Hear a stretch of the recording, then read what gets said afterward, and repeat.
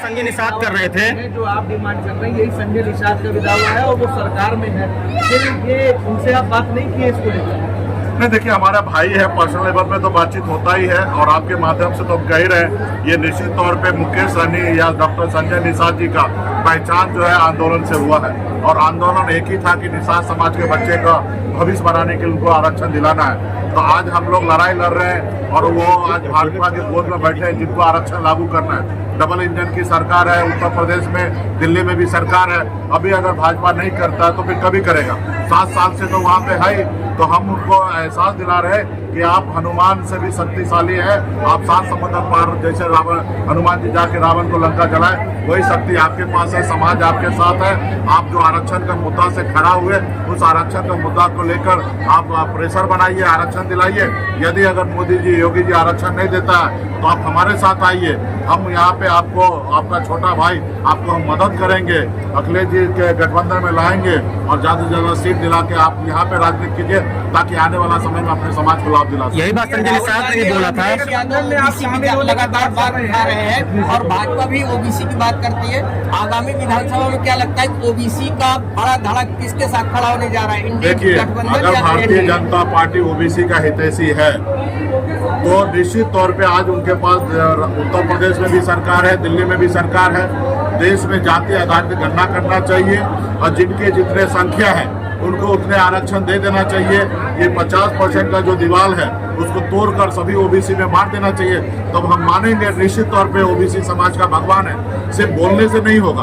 आदरणीय राहुल गांधी जी का निर्णय है कि जब हम सरकार में आएंगे, प्रधानमंत्री बनेंगे, देश में आधारित जाति आधारित गणना कराएंगे, जिनकी जितनी संख्या उनको आरक्षण दिलाएंगे। तो हमारे पास एक ही उम्मीद है कि हम आने वाले समय में राहुल गांधी जी का देश का प्रधानमंत्री बनाएं। अगर उनको ओबीसी पसंद है मोदी जी को, तो उनके लिए कुछ करना चाहिए। सिर्फ मोदी जी बोलते हैं, करते तो कुछ नहीं है। उन्होंने तो कहा था कि विदेश से काला धन लाएंगे, सबके खाते में 15-15 लाख रुपया दे देंगे, देश के युवा को हर साल 2 करोड़ नौकरी देंगे।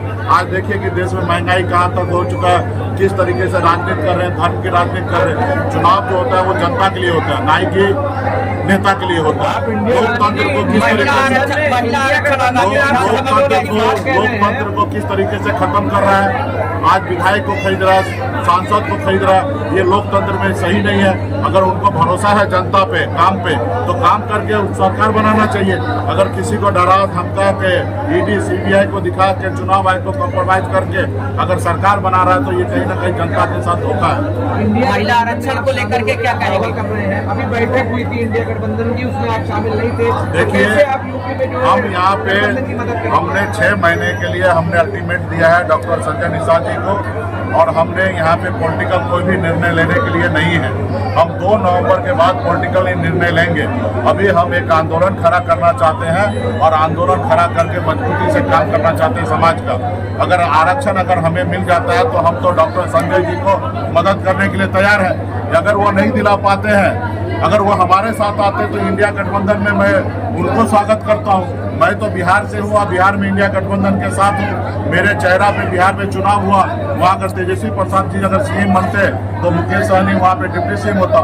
तो हमारा यहाँ पे संगठन मजबूत कर रहे हैं। हम यहाँ कोई पॉलिटिकल निर्णय अभी नहीं लेंगे, 2 नवंबर के बाद लेंगे। अभी एक हम आंदोलन खड़ा करेंगे। महिला आरक्षण को लेकर के पूरे देश में आग लगी हुई है, ऐसे आगामी विधानसभा में देखिए महिला आरक्षण पे देश को गुमराह कर रहे हैं। आप सबको जानकारी है, आपके माध्यम से जितने भी हमारे देश के लोग समझदार हैं, सुन रहे हैं। ऑलरेडी महिला आरक्षण बिल पास हो चुका है।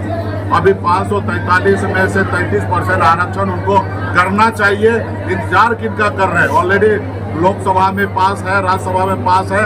उनको 33% आरक्षण करना चाहिए और हम लोगों का डिमांड है कोटा में विदिन कोटा करना चाहिए।